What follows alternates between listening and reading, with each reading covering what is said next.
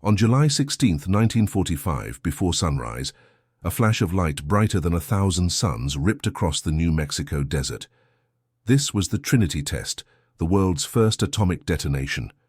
We all know the story of what came next: Hiroshima, Nagasaki, the end of World War II. But there's a chapter of this story that has been buried in the dust of history, a story of the first victims of the atomic age. And they weren't in Japan. They were right here, in America. Imagine you're a 13-year-old girl, camping with your friends on a perfect summer morning.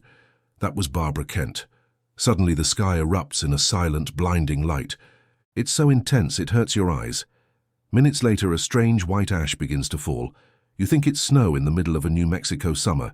You and your friends laugh, running out to catch the flakes on your tongues, rubbing the warm powder on your faces. You don't know it, but you're playing in radioactive fallout. You are playing in the ashes of the atomic age. No one had warned them. Not Barbara, not her friends, not the thousands of ranchers, farmers, and Native American families living within miles of the test site. The government, in its rush to build the ultimate weapon, considered the area uninhabited. But it wasn't. These people, these downwinders, were living right in the path of an invisible poison. In the days and weeks that followed, the ash settled into their water cisterns, their vegetable gardens, and the pastures where their livestock grazed. Animals started dying from mysterious illnesses. People developed strange skin sores and inexplicable sicknesses. But no one made the connection. How could they? The Trinity test was one of the most closely guarded secrets in the world. They were told it was just an ammunition dump explosion, nothing to worry about. But the real horror was a slow burn. Years went by. Then the cancers started. Leukemia, thyroid cancer, rare tumors that doctors had never seen before. A silent epidemic swept through these small, isolated communities. Remember that photo of Barbara and her friends, the happy campers? Every single girl in that photo developed cancer. Barbara was the only one who survived into old age, a lone witness to a shared tragedy. "We were just kids," she'd say, her voice filled with a lifetime of grief. "No one told us." For decades, the US government denied everything. They sealed the records, dismissed the claims, and left the downwinders to suffer in silence. These weren't soldiers on a battlefield.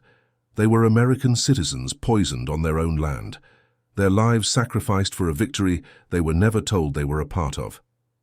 They became the forgotten footnote in the grand narrative of the Manhattan Project. The guilt of this secret even consumed some of its creators. One physicist who worked on the bomb was so haunted by what had happened to the people near the test site that he spent the rest of his life in and out of mental hospitals, tormented by the human cost of his creation. He understood a terrible truth.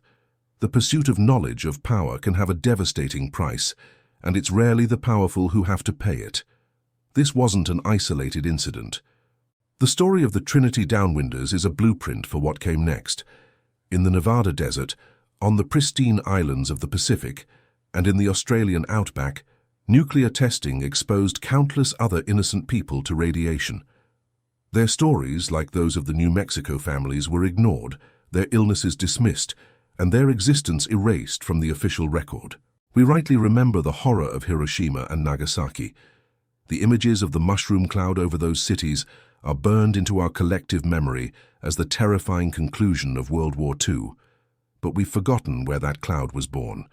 Before the bomb fell on Japan, its poison first fell on America's own people. The story of the Trinity Downwinders is a chilling reminder that the first casualties of a new technology are often the people who live in its shadow, unseen and unheard.